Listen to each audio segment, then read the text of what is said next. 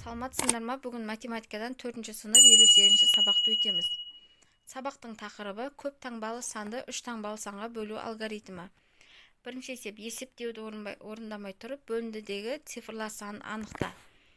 Бірінші есептің мәні 17655 шығады.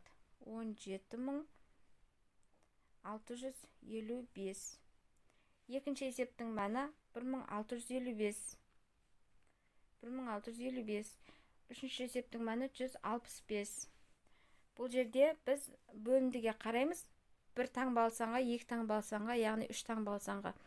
Бұл жерде біздің соңғы сандарымыз кеміп отыр. Екінші, 142.765-ті 5-ке бөлеміз. 28553. 142.765-ті 50-ге бөлсек 2855. 142.765-ті 125-ке бөлсек 1142. Келесі есеп. 892.502-ге бөлеміз.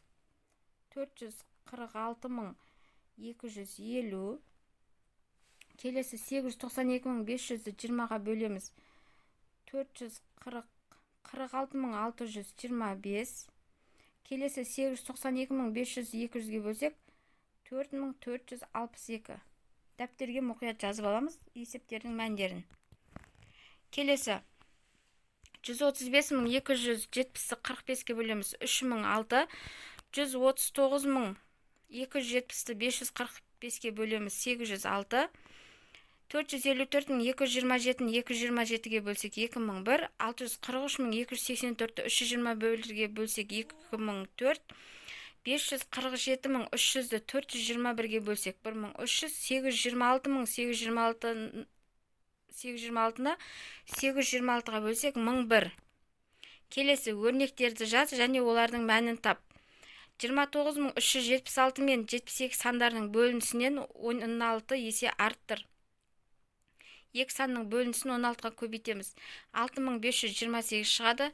55524 мен 78 сандарын бөлінісінен 87552 мен 144 сандарын бөлінісін азайт. Мәні 100 шығады. 801.000 санынан 39424 пен 56 сандардың бөлінісін кеміт.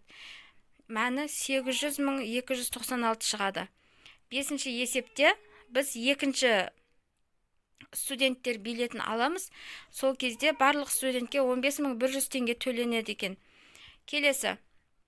Қалпына келтірушілер 12 күн бойы 4 сағаттан жұмыс істеді. Жұмысты орындау үшін 73 сағат қажет. Әлі қанша сағат жұмыс істеу керек? Егер күніне 1 сағаттан қосып жұмыс істейтін болса, қалған жұмысты орындау үшін қанша күн қажет? Бізге қалған жұмысты орындау үшін 5 күн қажет екен. Келесі. Мәтінді Келесі 7-ші сабақ.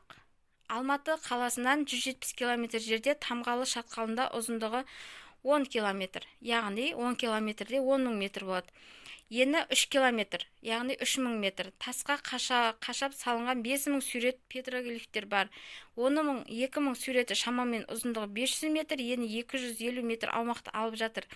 Жауабы бізде бір суреттің ауданы 6000 метр квадратқа тең екен. Келесі 8-ші тапсырма. 8-ші тапсырмада А және Б нүктелерінен қарағанда қандай сурет бейнелері көрінеді екен? А нүктесінен қарасақ, екінші сурет көрінеді.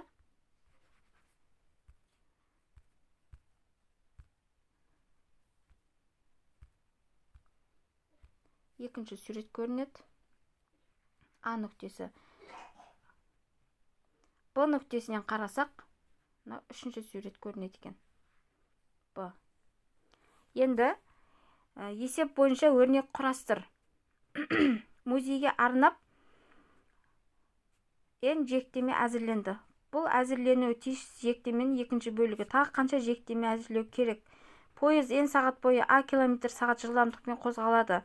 Егер межеленген жерге дейінгі арақашықтық Б километр болса, оған қанша километр жүру қажет?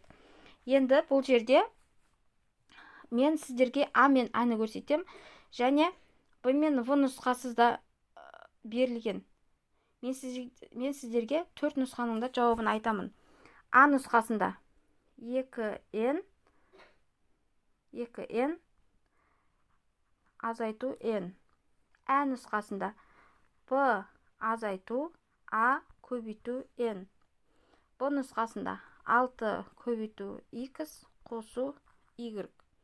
В нұсқасында 40 көбейту v қосу d.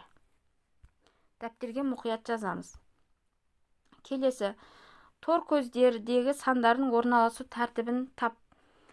Енді бұл жерде мына қатарда бір саннан айырмашылық бар. Мына қатарда 3 саннан 34 пен 37-ның арасында 3 сан, 37 мен 40-тың арасында 3 сан, 40 пен 43-тің арасында 3 сан. Енді 45 пен 46-ның арасында көлденеңнен санағанда 46, ұзыннан санағанда 46, көлденеңнен санағанда 46-ға тең екен. Екінші, бір сан айырмашылық бар. Енінде ұзындығында 61 мен 63-ның арасында 2 сан, 63 пен 66-ның арасында 3 сан, 66 мен 70-ның арасында 4 сан. Яғни біздің белгісіз санымыз 76-ға тең екен. Келесі. Есепте көбейту және бөлу амалдары берілген. Мен сіздерге есептің мәнін айта кетейін. Дәптерге мұқият жазамыз. 209 мен 905-ті көбейтсек 189.145 шығады. Екінші есептің мәні 146.790. Үшінші есептің мәні 203. Төртінші есептің мәні 909.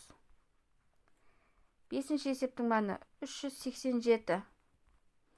Алтыншы есептің мәні 569.